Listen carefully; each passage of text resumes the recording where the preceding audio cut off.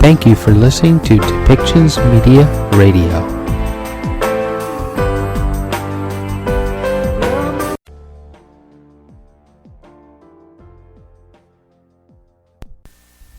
Welcome to Policy and Rights, the show about government policy and human rights.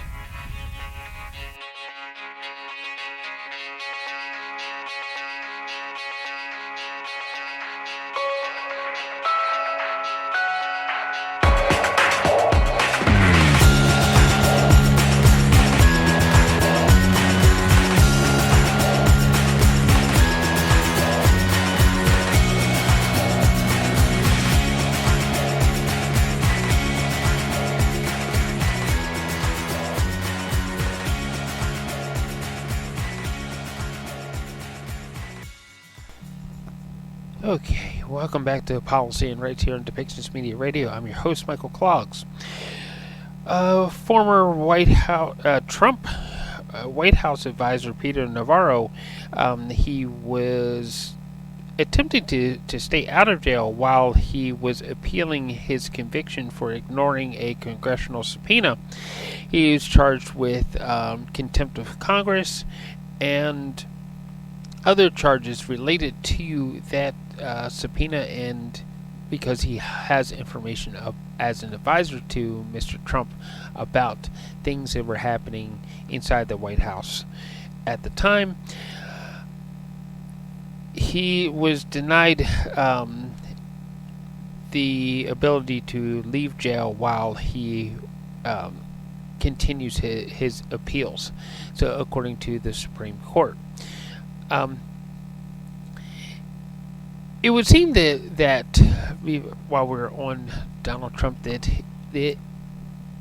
him and his followers, his followers think of him as some sort of demigod, and they don't think that he can actually do anything wrong, and they think that that he is the savior to the world. That has yet to be seen. He's made statements in NATO about throwing other countries straight to see what is the worst that Vladimir Putin could actually do to them, because they hadn't paid up their dues. When you enter a international treaty like that, it isn't just about being able to pay your dues in order to seek protection. It is about what it is you can do for your fellow countries to help all of those countries stay safe. It isn't just about money, and it's something that Donald Trump may have forgotten about, or a lesson he may not have ever known, and his followers and supporters continue to do things that would terrorize civilized society in his name. So, with that being said, of course, Mr. Trump's own hush money criminal trial is set to start, and we'll have to watch closely to see how that actually all starts to play out. We're going to hear from the United Nations in today's recorded segments about some disturbances and escalations that are happening in Syria, and we do hope that de-escalation is found, as will be asked for by the U.S. and the United Kingdom's ambassadors to the United Nations. We'll have to follow and see how that actually starts to pan out. We're also going to hear from Vice President Harris as she talks about the economy that is happening in the United States and how it needs to be set up so that everyone can benefit from it. And along with that, we're going to hear some other things about decriminalization of street drugs, and how the conservatives don't want to see the street drugs decriminalized because it was they're saying that all those programs hinder the idea of recovery, and the addicts can recover from the addiction and move forward with positive lives. So with that, we're also going to have some reports from CNN and India's Prime Minister Narendra Modi will preside over the installation of the Lord Ram statue, a controversial Hindu temple that will open on disputed land. Modi's Hindu nationalism has campaigned for decades to construct a temple at the site of the holy city of Ayodhya, which is widely believed by devotees to be where the Lord Ram, and one of the revered deities in Hinduism, was born. The site of the temple, previously claimed by both Hindus and Muslims, has long been the center of controversy. So, moving into forward, New Hampshire holds a first-in-the-nation presidential primary, and former President Donald Trump is looking for a wide wave of momentum following his big win in Iowa. Trump hopes the victory in New Hampshire will quickly end the GOP nominating race, but he faces serious challenge in the Granite State from Nikki Haley, who has her best chance to win an early contest against her former boss and prolong the race. How President Joe Biden will fare in the Democratic primary remains to be seen, as his name does not appear on any ballot. Okay, and then moving forward, it's been almost 40 years since Apple Computer began selling its very first Macintosh. It's featured 8 megahertz processor and 125K of RAM, all in a beige all-in-one case with a 9-inch monochrome display monitor, sold for around $2,500. Hey, I suppose that isn't too bad in comparison to today's prices on buying a new Mac now. So, all right. So why don't we move forward, and we're going to start by listening to Vice President Harris as she is discussing the economy for everyone.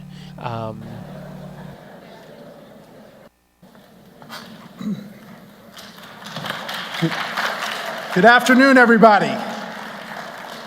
I'm Congressman Stephen Horsford from Nevada's 4th Congressional District. I'm honored to serve as chairman of the Congressional Black Caucus and to join with all of you and the Vice President today for this kickoff of our Economic Opportunities Tour.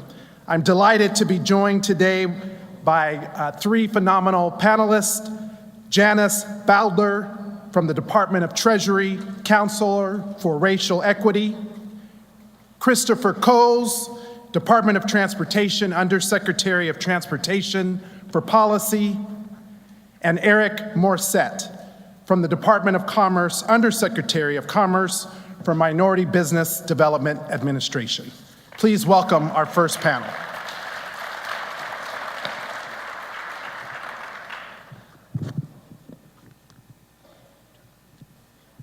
Well, good afternoon, everybody. We're really excited to be here.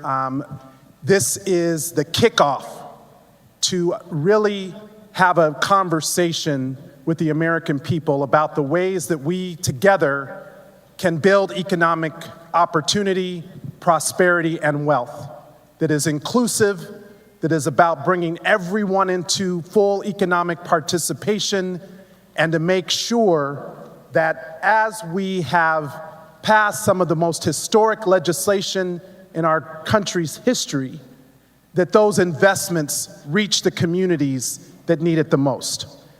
So again, I'm Congressman Stephen Horsford, Chair of the Congressional Black Caucus.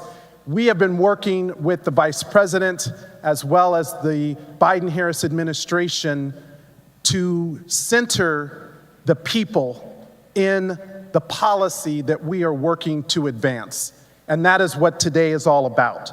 I'm honored to join forces with the Vice President for the kickoff here and to join all of you. And this builds on the work that the members of the Congressional Black Caucus have been advancing throughout this Congress. Today, the Congressional Black Caucus has the largest membership in our history, 60 members.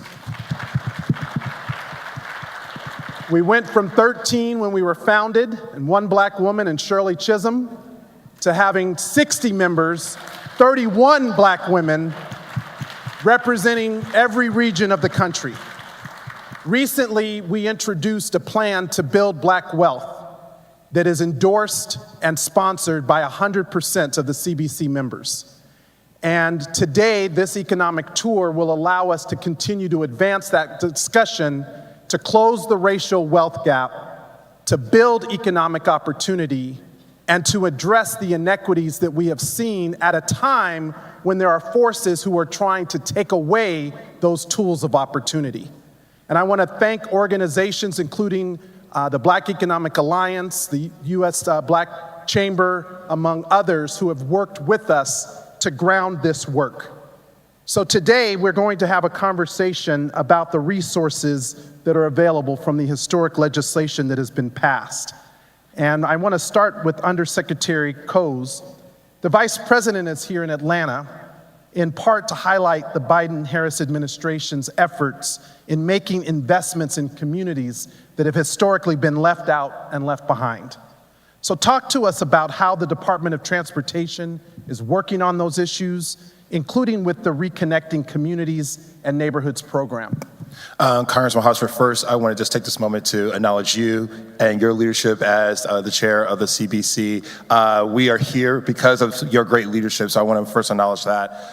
As a native of Thomasville, Georgia, I can tell you what it means when you hear a statement of living on the other side of the railroad tracks.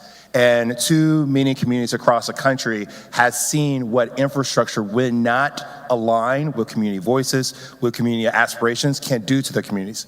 And that is no different from a community here in Atlanta, where the I-75-85, known as the Downtown Connector, came into what was known as the Sweet Buttermilk Biscuit District, also Sweet Auburn Avenue, and destroyed 13,000 homes and businesses. Now that legacy, right, still is seen today and experienced today. But through the bipartisan infrastructure law passed by President Biden and Vice President Harris, we have now been able to create what is called the Reconnecting Communities and Neighborhoods program, which is a $3 billion initiative to actually right the wrongs that came from these investments. And just this week, we were so excited to announce that we were giving $150 million to fund the Stitch project. Now, this is just one step of repairing the harm, but what we also are excited about that we're supporting 3,000 new affordable housing projects, 13,000 construction jobs, and a new apprenticeship to allow Atlantans, those natives, to actually come back, not only start new businesses, but actually have a place to stay. That is an example of how the bipartisan law, under the leadership of President Biden and Vice President Harris, is trying to right the wrongs of the past. So Undersecretary Coase, you just mentioned the investments and what they mean around housing, reconnecting communities that have been discriminated against based on past discrimination and policies. and the fact that it's also about job creation and small business opportunities as well. So Undersecretary Morissette, the Vice President just met with business owners that have worked with the Urban League of Greater Atlanta to grow their business. Tell us about the new Capital Readiness Program that you are leading, and what it is and how people in this room can benefit directly. Absolutely. Thank you so much for the question. Thank you so much for leading this panel. I can't help but mention our partner in the Capital Readiness Program, which is the Department of Treasury, which is sitting right, and their team sitting right in front of us. The Capital Readiness Program is a part of the State Small Business Credit Initiative, which is opening up $10 billion to communities around the country. And as you noted, the Urban League is helping to lead that effort here in Metro Atlanta, but we also have the U.S. Black Chamber. I see Ron Busby back there with the U.S. Black Chamber helping to lead that effort. We have 43 partners around the country through the Capital Readiness Program that are helping folks access that $10 billion in state small business credit initiative funding, but they're also helping communities around the country access all sorts of capital throughout this country. The idea that small minority business entrepreneurs have a hard time accessing capital is something that this administration has taken to heart and has done something about. They've done something about that through the Capital Readiness Program, but they did something about that in authorizing the Minority Business Development Agency. We talk about the infrastructure law. MBDA, my agency, has been around for 55 years, but we're 3 years old as an authorized agency. We were founded under the Nixon administration, but this administration, I keep telling folks, we're 55 years old, but 3 years young. Thank you.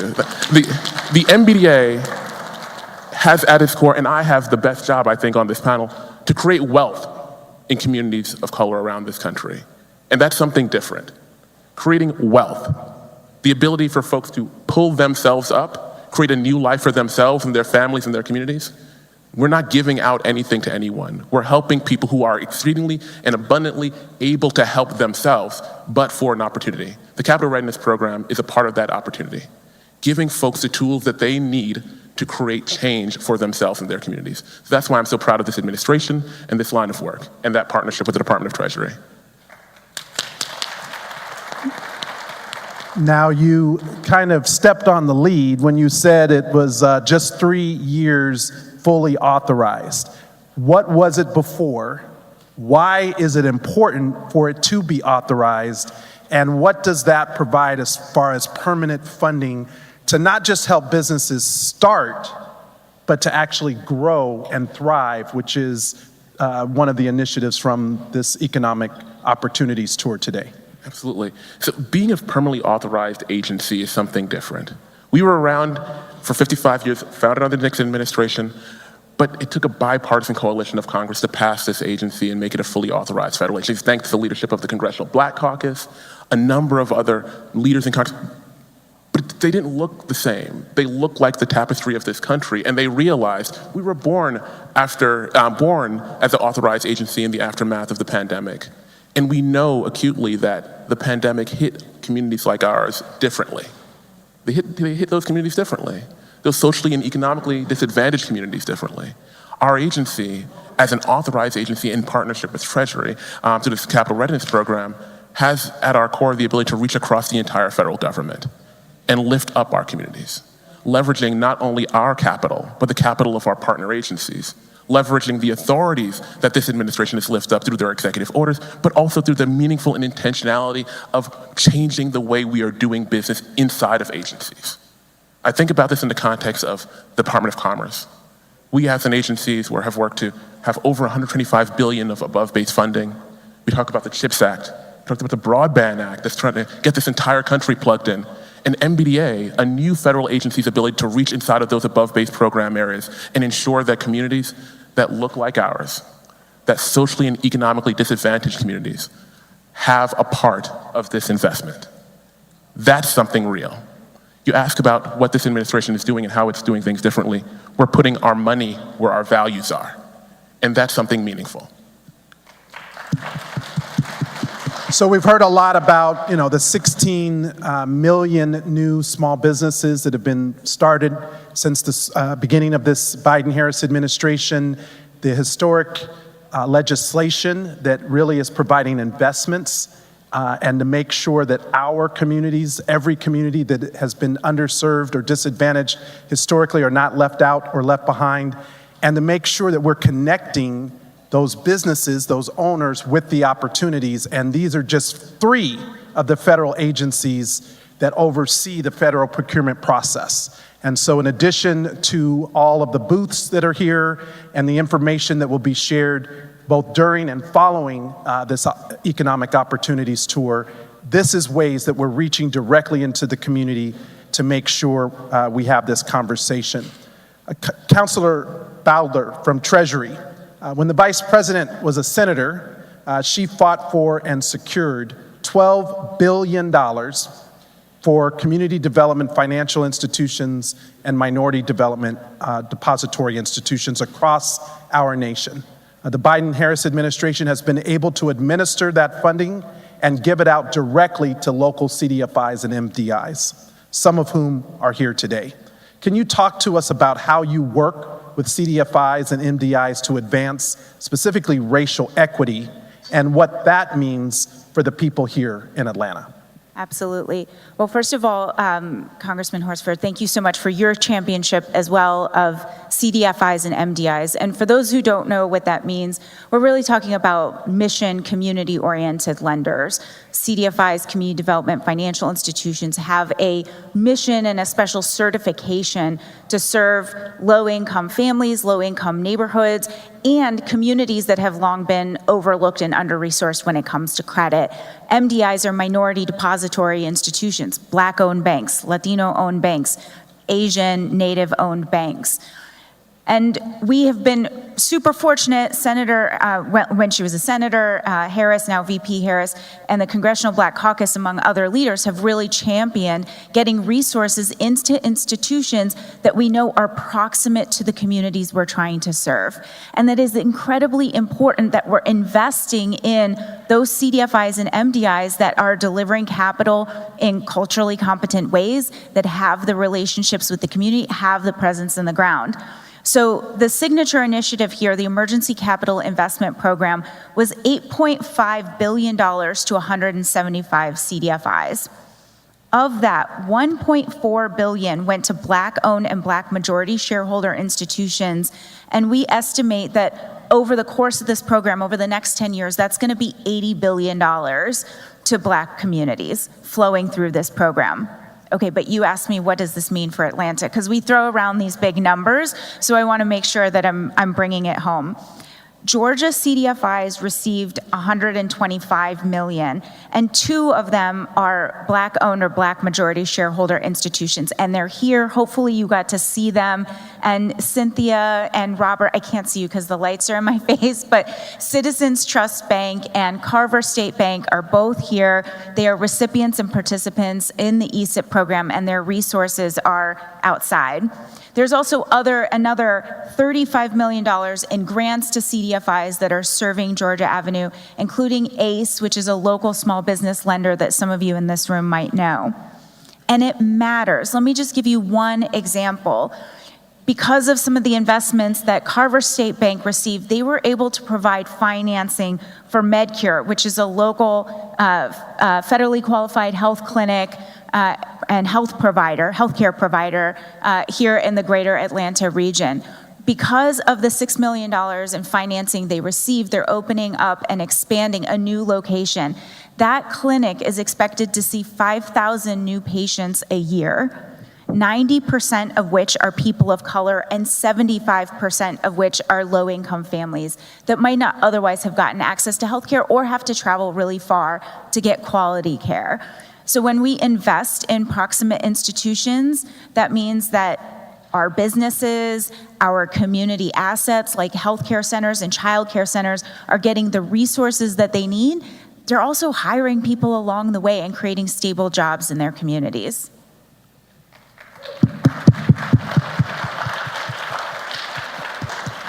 There are a lot of people who question why we need these programs.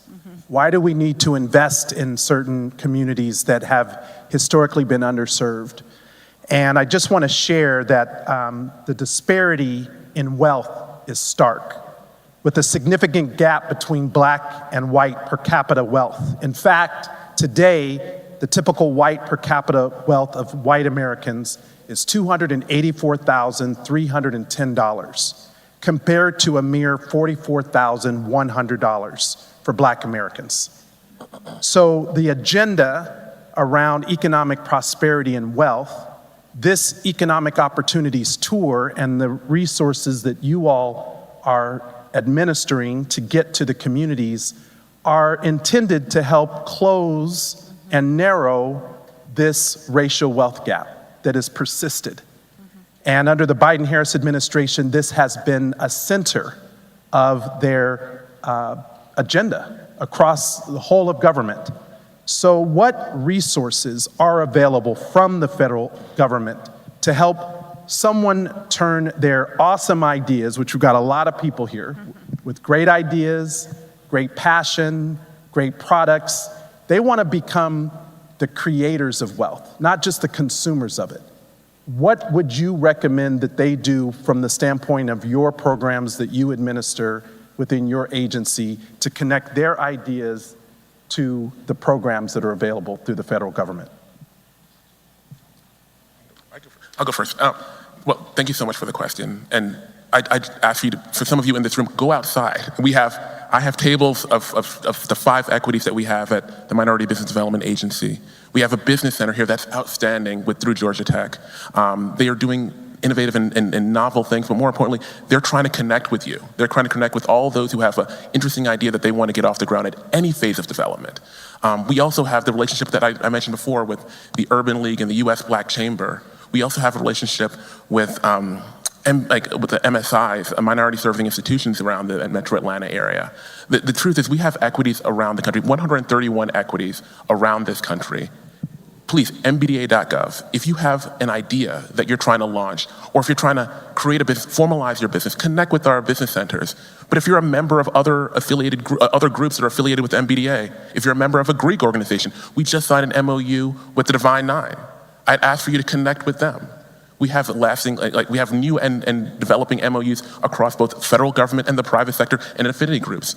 If you think that we can be of any value to you, or if you have an idea that just needs to get incubated and developed, come to us, come to me, reach out, and we're happy to work with you and help that idea blossom. Yeah, I want to put a fine point on why this is so important and how much we're working together right now. Christopher here is in charge of one of the largest public investments that we're going to see in our generation, the bipartisan infrastructure law. In Eric's agency, they're leading the CHIPS and Science Act.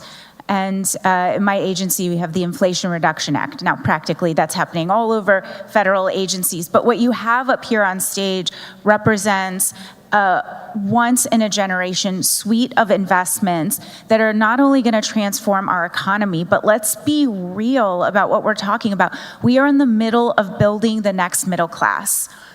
These investments that we're talking about are not only onshoring our manufacturing supply and improving our national security, improving our infrastructure, improving our climate resiliency. They are creating job opportunities and contracting opportunities that have the ability to take our communities that have not just been under-resourced, but frankly underestimated, and create a set of opportunities. And now we didn't just say okay, go build some manufacturing plants and go build some bridges. We also put the financing out there for businesses to be able to get those contracts and the technical assistance and resources. The Capital Readiness Program is strategic to help businesses really seize these opportunities. Similarly, through your state, here, the state of Georgia, there are more technical assistance opportunities with many of the partners that have already been named with the financial institutions that I talked about. What I want to make clear is that whether you are trying to take your side hustle and turn it into your full-time job, or you're looking for an equity investment to scale your tech company, we are putting the financing and resources out there, and we're doing it through proximate partners that understand Black and brown communities, that understand how to invest in our companies and help scale those enterprises. It's because we're going to be able to get these contracts that I think we're in the best position we've ever been to completely transform Black and brown wealth in this country. And let me say, that is good for everybody, because on behalf of the Treasury Department, I can tell you, it's the right thing to do, but it is also the economically smart thing to do. Right now, we are leaving money on the table when we leave our communities on the economic sidelines. When we get our communities off the economic sidelines, we're generating more wealth, more jobs, and more revenue that is good for everyone. An investment in our Black and brown communities is an investment in America. Christopher? I would say we can stop there. There's an amen and all of that. The thing I would just add, as Janice mentioned, we at the Department of Transportation do not take it lightly that we have half of the $1.2 trillion of the bipartisan infrastructure law. And the fact that we have to look at it in a sense, this is not just about building roads and bridges. This is literally rebuilding America and for all of Americans, and particularly those that have been left behind and disinvested. And that is the Black and brown communities, as well as rural communities. As someone who comes from a rural South, I can tell you right now, our main focus is to eliminate and reduce barriers to access to capital. So right now, as mentioned by my colleagues, we have a booth manned by our Office of Small and Disadvantaged Utilization, where they have now launched this past week a new access to capital portal, which will allow entrepreneurs, small businesses to directly connect, interview, solicit, and secure private equity to scale your businesses. That is at the table right now. So that's going to open up billions of dollars. I can tell you, in addition to helping eliminate, it's also allowing the Department of Transportation to put our money where our mouth is. So when we came in on day one, we had a procurement of DBEs and minority contracting, women contracting set at roughly about 17 to 18%. Our secretary said that's not good enough. In 1 year, we said we're gonna go from 18 to 20%. We exceeded that. That goes to Janet's point, is that there is amazing businesses who are ready to take on the work. The other piece here, one of the things I'm really excited about, especially being here in Atlanta, in addition to announcing the dollars that we did to the Stitch, having a working partnership with the Atlanta Beltline, who also received a $15 million grant for the Flint Trail segment. What is really fascinating about that element is that Clyde and Anna Roach with the ARC are finding ways to break up the contract so that local businesses can take advantage of that opportunity, particularly in places like East Point and Clayton County that hasn't seen a federal grant ever. And I can tell you, at a larger level, we are looking at how do we make sure these investments, these grant dollars, are not just catalyzing in Black and brown communities, but we're also making sure that they're transforming. And the last thing I'll say here is that we are in Atlanta. Atlanta is the poster child of what it means if you get good infrastructure, how it can help create the Black middle class. And that is right here at the airport. And the importance of our DBE, our Disadvantaged Enterprise and Airport Concession Program. We know how it has helped Atlanta. But here's the thing. We just this past week announced that we need to make changes to the DBE program because we've heard all of you, that the current rules actually graduated businesses before they can get to scale. So that's why we made changes. We are now allowing DBEs to have a larger or bigger personal wealth so they can actually stay in the program longer. We're also allowing you to use your certification as a regional, so you're not going to each state to try to get certification. In addition to that, we are forcing more prompt payments, because it's one thing to say we want you on these contracts, but we need to make sure you get your money so you can also pay your own employees to invest in your own communities. So these are just some of the examples that we are taking at Department of Transportation to ensure that these dollars truly build back our communities for everyone. You guys get real excited about talking about all of these great opportunities that are available, and this is exciting information, and it's why we wanted to be able to have this direct conversation led by the Vice President kicked off here in Atlanta. This is part of a national tour around economic opportunities for all and making sure that that freedom that we're fighting for economic justice, parity, is available to everyone, within the federal government as well as in the private sector. So as time comes to an end, I would like to ask for you to talk about, for anyone who is here who wants to know how they can see themselves in the Biden-Harris administration's historic efforts in infrastructure, around small business support, and in financing. How should they connect in order for their ideas to be fulfilled based on the opportunities that each of you have talked about? Janice, we'll start with you. Sure. Well, first of all, since I know this is the last time I'll have the mic on this, let me just say thank you to a lot of people in this room, because up here we can build a really good mousetrap.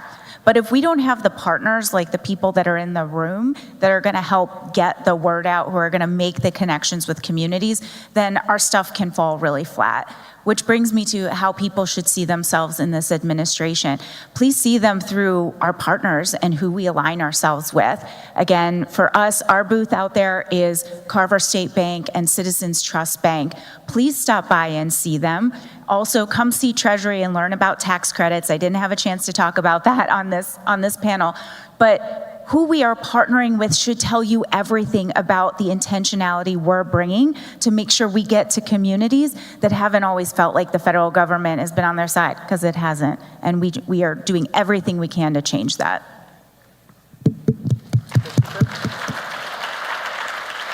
Three ways you can see yourself. Number one, go see Tara Ruffus, who's the head of our Austin office. She will connect you, literally make you sign and create a profile where you have immediate access to lenders and equity partners who want to invest in your business. That's number one. Number two, if you want a contract, go to sam.gov, register, and there you'll see the hundreds and thousands of contracts that are coming through the Department of Transportation as well as our sister agencies. And number three, if you are working with a local government and you say, look, my streets are not paved, I need more transit access, but you know what? I have a great technical assistance program to train young black men who are formerly incarcerated. Well, guess what? We have programs for that. So all you have to do is go to the Department of Transportation's website, transportation.gov, go to our DOT Navigator, and we will show you how to put together an application to get resources to your communities. And I can tell you, one of the things that we have to do as administration, we have a Justice 40 initiative to make sure 40% of our investments are going to disadvantaged communities.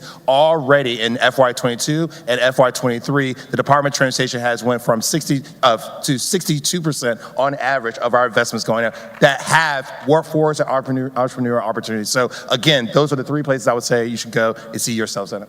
It's outstanding. I'd reiterate some of the things that I've highlighted before, but acutely for those folks here in Atlanta, we've got 5 equities here. We've got our Enterprising Women of Color here. We've got our connection to MSIs, Minority Serving Institutions here. We've got 2 CRP award grantees that are working to connect people to capital access opportunities here in Atlanta. And we also have our business center. But beyond that, we have procurement centers that are helping people access procurement opportunities within the federal government and outside of federal government. We have our manufacturing specialty centers for those people who are interested in accessing manufacturing opportunities. And also look inside of yourself for how you are affiliated with different organizations that might be connected to us. We've got a whole line of equities that are connected to this country, but more importantly, we are here to work for you. I say this, and I said it before, and I'll say it again. I have the best job in the federal government. My job is to help communities like ours create wealth. I am here and interested in helping all of you and all of your communities and all the socially and economically disadvantaged communities around this country create something different for themselves. Thank you to the Biden-Harris administration. Thank you to the Congress for passing a law that allows for me to have this amazing job, but more importantly, change the life and trajectory of a whole swath of folks who've been looking for this for a really long time. Let's give our panel a round of applause. And on behalf of the Congressional Black Caucus, we are honored to work in collaboration with the Biden-Harris administration and the launch of this Economic Opportunity Tour, which focuses on more than just growth. It's also about advocating for total economic participation, particularly for communities that have been left out, left behind, the Black community and other marginalized communities, we deserve a seat at the table. And as the panel has said, when we lift up Black America, we lift up all of America. When we move more people to the middle class and create more small businesses, it helps increase the GDP for all of America. So that's what this Economic Opportunities Tour is all about. Thank you for joining us today. And let's make sure that you get out and connect to the resources available from the Biden-Harris administration.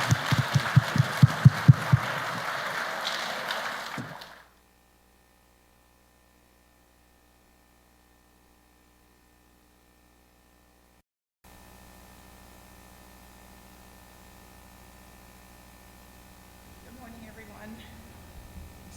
Wants to be moved up. Let me thank all of you for being here this morning. Today, the UN Security Council met to discuss the crisis in Al Fasher, which is on the precipice of a large-scale massacre. This is not conjecture. This is the grim reality facing millions of people in Al Fasher in North Darfur. There are already credible reports that the RSF and its allied militias have razed multiple villages west of Al Fasher. And as we speak, the RSF is planning an imminent attack on Al Fasher. As I've said before, history is repeating itself in Darfur in the worst possible way. And an attack on Al Fasher would be a disaster on top of a disaster.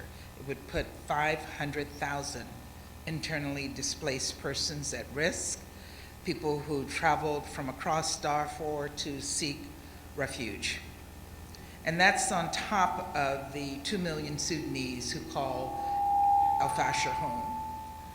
A crisis of epic proportions is brewing, and to avoid further death, destruction, and suffering, 5 things need to happen immediately. First, the RSF must end its siege and build up of military forces in Al Fasher and swear off any attack on the city. All parties to the conflict must take urgent steps to de-escalate. The UN Security Council already called for this, but that's not enough. Every single member state must speak out. The entire international community must speak out. Second, armed actors in Sudan must respect international law and protect civilians, and recall the ICC's jurisdiction to investigate war crimes. Third, all regional powers must stop providing weapons to both parties in accordance with the UN arms embargo.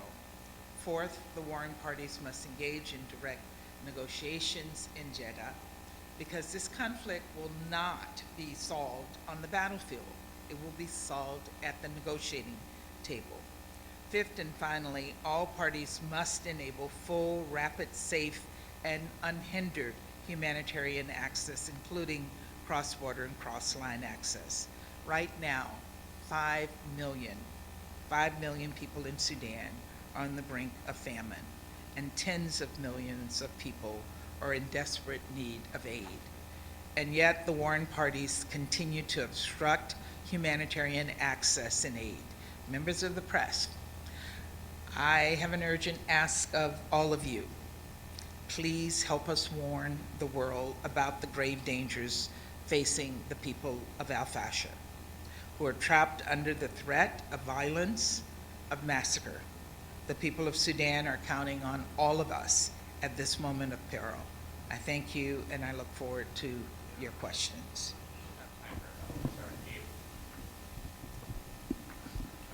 Thank you, Ambassador Gabriel Elizondo from Al Jazeera English. Thank you for doing the stakeout. A follow-up, ma'am. In terms of armed actors and refrain from external influence, how important is that, and specifically is the U.S. talking to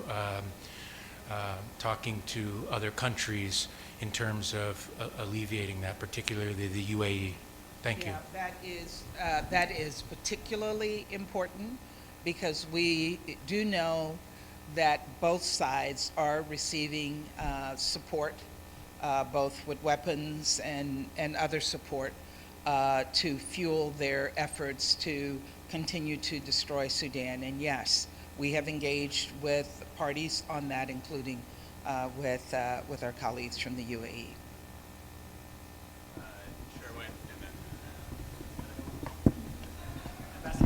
A question on the speculation in the media about a possible ICC arrest warrant for senior Israeli officials. Is the United States intervening on Israel's behalf of the ICC? What role are you playing in terms of how this might play itself out? The ICC is an independent organization, and their efforts are being undertaken without any contact or interference by the U.S. Thank you very much, Madam Ambassador. First, a follow-up on Sudan. Is there anything else that the Security Council can do, particularly to put pressure on the countries that are fueling this conflict with weapons to stop doing that? And secondly, could you give us an update on what's happening with the U.S. pier that's being constructed off Gaza? Okay, on the question of what the Security Council can do, and I would say also what we can do as individual countries, we have raised this as a concern. It was raised today in our closed consultations. It has been raised in open consultations, and we have appealed strongly to all of the countries who are providing support to the warring parties to cease that support, and we will continue to pressure those countries to do that.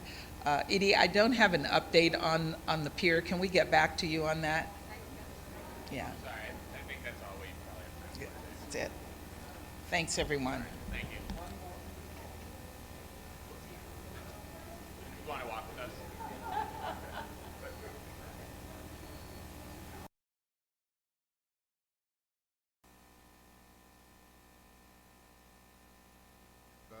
So as I think you just heard from our American colleague, the Council's just had a private consultations on the situation in Sudan, where we are all very concerned about the potential escalation and build-up of military forces around El Fasher. The Council was united in the conversation and in our statement over the weekend about our concern about the possibility of an escalation there and the imminent risk of a threat to the hundreds of thousands of people in El Fasher who are sheltering, many of whom have come from other IDP camps. As you know, the last thing that Sudan needs is a further escalation on top of this conflict that's been going on for a whole year. The Council is concerned about the humanitarian crisis, it's concerned about the scale of the famine risk, and it's concerned about the displacement of people. And we've heard in particular how troubling the problem of humanitarian access is, given the barriers imposed by both sides of the conflict on humanitarian aid. So what we need to do, what we need to see, and what we've been clear on is we need to see an de-escalation, we need to see humanitarian access, and we need to see both sides returning to the political talks in Jeddah. Ambassador, concern is probably the most overused word in the United Nations when it comes to resolving geopolitics. Concern doesn't really go a long way in putting pressure on parties to act differently. What was the point of this meeting? What did the Council decide to do moving forward beyond the statement that expressed concern? Well, I mean, what you saw over the weekend was a very clear statement, collective statement of unity from the Council, with very clear messages to the parties in this conflict. We agreed amongst ourselves that we will continue to do that, and those who have influence on the parties must send those very clear messages that there must be no escalation and de-escalation is necessary. Mr. Ambassador, but if nothing happens, I mean, we heard also the U.S. Ambassador says if those 3 points, if they don't, they escalate. If they don't, but actually they go ahead. Don't you think that this is start to look very much as it was a situation years ago in Liberia, in Monrovia, and only the intervention of the United States and the order of President Bush to stop those army save thousands of lives. So do you think, and this is, I know, I understand it's a question that maybe should have been for the US ambassador, but do you think that if they are not listening, the Security Council, somebody will have to save those people trapped in the city? Well, I think what you need is a united international message. It's not about one country or two countries. It's about sending united messages and each country using the leverage it has with the parties to encourage them, to press them, to urge them to de-escalate. Thank you. Mr. Ambassador, the United...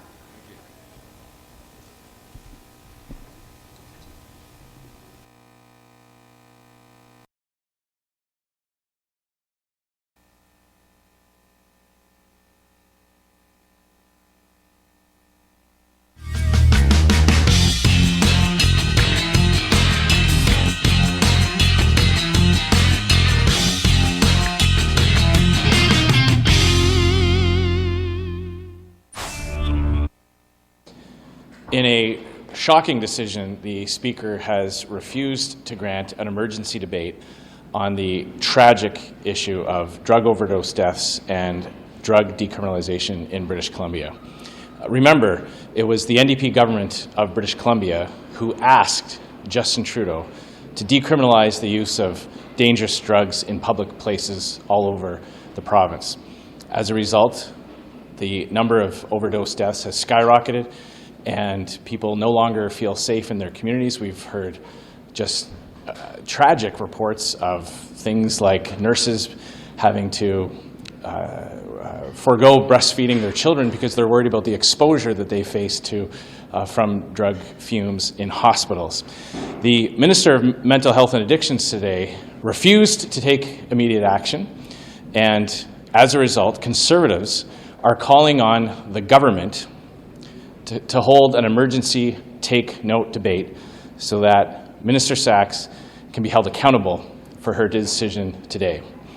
Worse than refusing to take immediate action, the government has refused to rule out expanding this dangerous and extreme pilot project to other communities, most notably in Toronto. So they're refusing to rule out expanding this deadly policy to other communities in Canada. And that is why Conservatives believe that the Trudeau government needs to be held accountable to parliamentarians and are calling on the government to grant this emergency take-note debate immediately so that Canadians can hold this government accountable. I'll hand it over to my colleague to repeat that in French. Dans une décision très choquante aujourd'hui, le président libéral de la Chambre a décidé de ne pas accorder un débat d'urgence sur la décriminalisation des drogues dures en Colombie-Britannique. Une situation qui fait en sorte qu'il y a près de 7 personnes par jour en Colombie-Britannique qui meurent des suites d'une overdose. Une situation qui est rendue telle que le premier ministre de la Colombie-Britannique, qui avait demandé à l'époque cette politique de décriminalisation, fait maintenant volte-face et demande au gouvernement d'agir maintenant pour mettre fin à l'hécatombe des overdoses en Colombie-Britannique. Des overdoses qui surviennent un peu partout, des drogues dures qui sont décriminalisées dans les endroits publics, les parcs, les cafés, même les hôpitaux. Ça ne peut plus durer.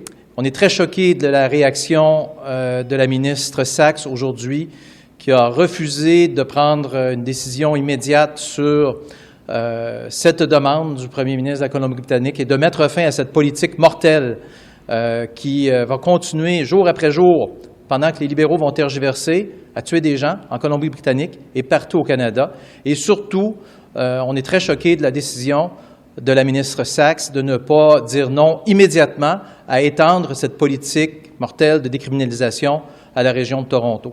C'est pourquoi on demande au gouvernement d'accorder un débat d'urgence. Il a les moyens, il a le pouvoir, il a le devoir d'accorder un débat d'urgence en cette Chambre pour qu'on puisse tenir la ministre Sachs responsable de ses propos aujourd'hui et de cette décision illogique, inacceptable de ne pas mettre un terme immédiatement à ce projet pilote. Le gouvernement libéral doit prendre la responsabilité de toutes les personnes qui vont mourir pendant toute cette tergiversation. Merci. We have heard so clearly in committee, as we've been studying the opioid crisis and the overdose crisis in our health committee, that the police do not have the tools they need to be able to act. In fact, we had Deputy Commissioner of the Vancouver Police Department talk about the fact that they do not have the tools to stop someone that is smoking crack cocaine on a beach beside a family. They don't have the tools to tell someone they can't smoke meth in a hospital by patients and putting nurses at risk. And what is the response from this government? They can't take immediate action. What we need right now is immediate action. We need the government to stand up and explain why they refuse to grant this exemption, the exemption to the exceptions that the BC government has asked for. This is an absolute failure from the Liberal government. This was a failure of an idea to begin with, and now BC is asking the Liberals to save them from the mess that they created, and we need to hear from Minister Sachs as to why she is supporting more people dying. In British Columbia, we see the devastating effects of these failed decriminalization policies every single day.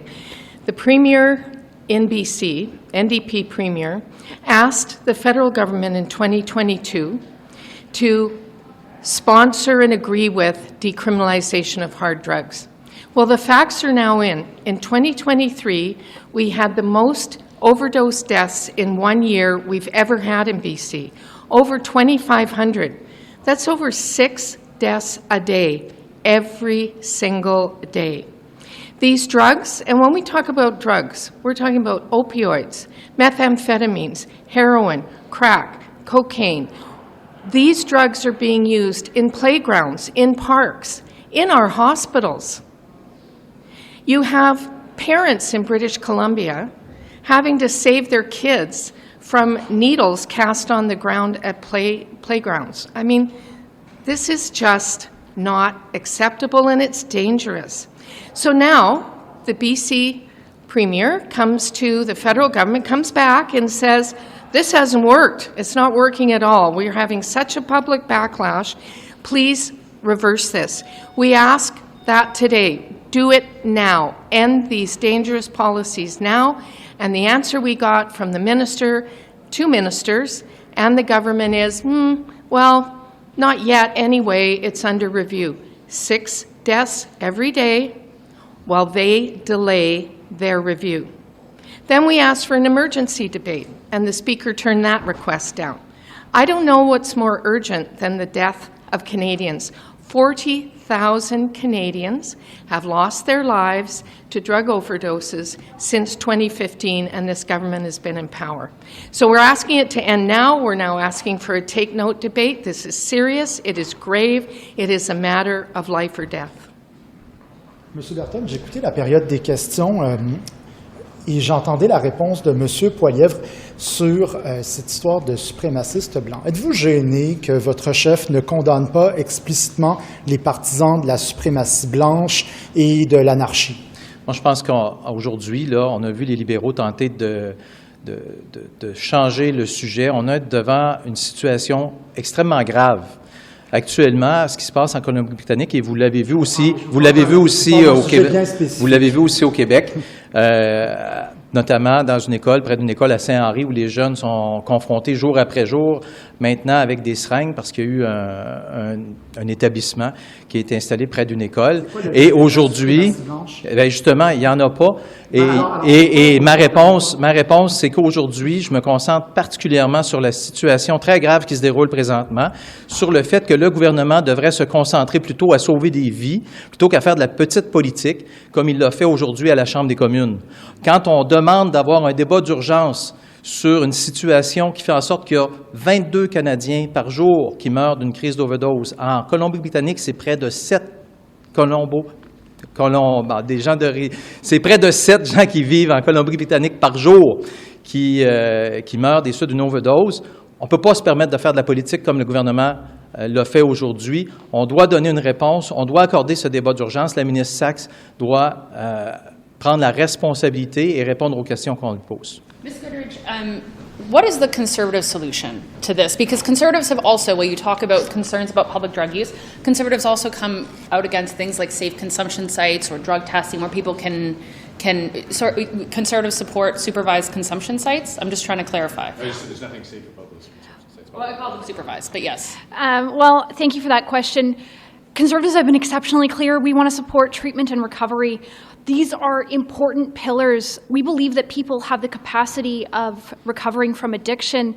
We know and we believe in people, and we have a compassionate solution. I have to look to my home province of Alberta, where they are applying a recovery-oriented lens, where we are having a variety of supports in place, expanding treatment capacity, as well as still having many of those harm reduction supports in place. And I would question and point to you that they are not safe.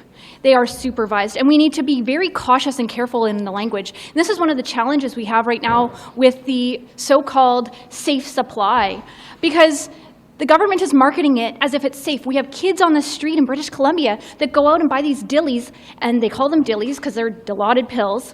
And they call them dillies and they think they're safe because the government has said they're safe. And this is absolutely problematic. These are dangerous, potent drugs, and we need to take that more seriously and more responsibly, and we have to be very cautious in the words we use. And so I will not buy into that idea that this is somehow going to be safer. Just to clarify, what harm reduction strategies would a future Conservative government support? If it's not supervised consumption sites, if it's not things like safer supply, if it's not things like a decriminalization pilot, like what harm reduction strategies could you get behind?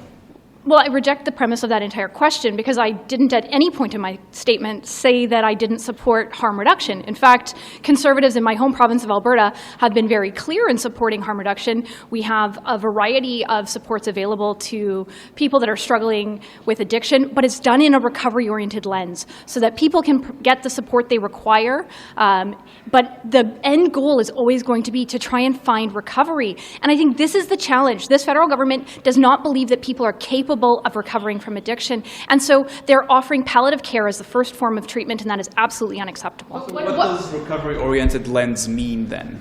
And to be fair, if you say Conservatives don't say they don't have a problem with harm reduction, what harm reduction would you be okay with? So to answer your question, that's a really good point. So a recovery-oriented lens is building out a system so that people can find recovery and a variety of different off-ramps. And so having those kinds of supports in place, so whether it be a consumption site where people are asked, would you like support? Would you like to get better from this? Would you like a space in detox? You know what, we can get you into that detox center. We can get you into treatment.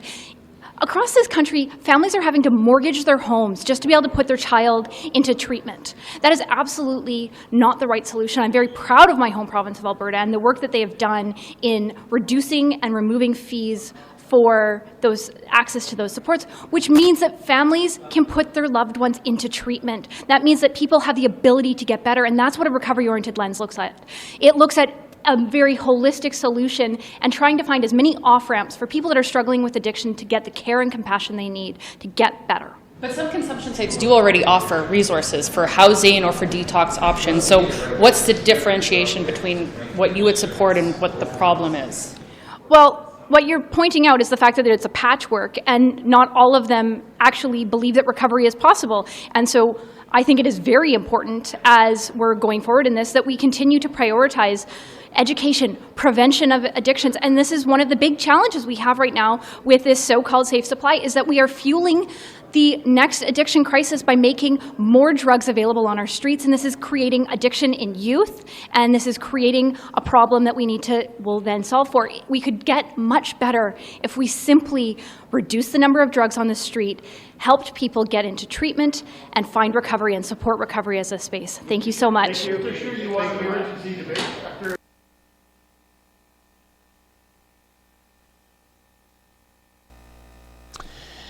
Okay, final thoughts. And this goes out again to Donald Trump and his supporters.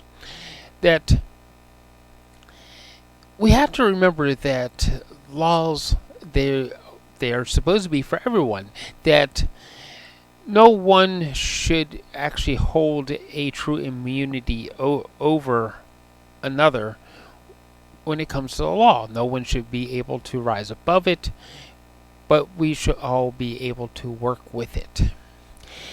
And to those who think that Donald Trump should be allowed to operate beyond the law, that he should be held immune to the effects of the law so that he can break it whenever he pleases and not have to worry about the consequences, that's just simply not right.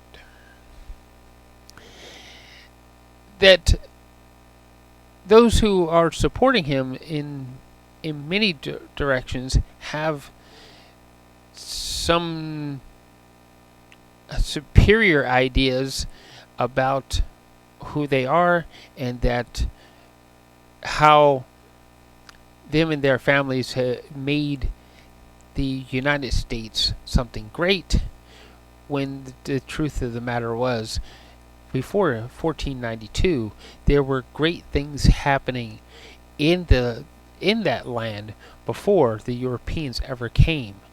That the indigenous people who were there were doing wonderful things by working with the environment, working with nature, and building things that were incredibly useful to mankind. So, thank you for listening to Policy and Rights here on Depictions Media Radio. I am your host, Michael Clogs, and please find that subscribe button wherever it may be.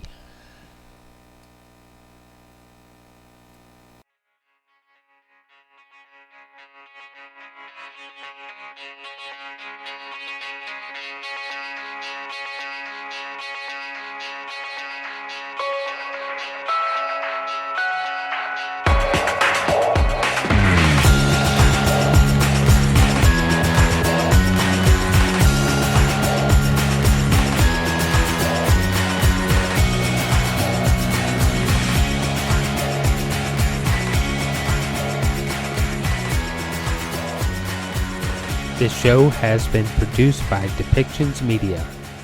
Please contact us at depictions.media for more information.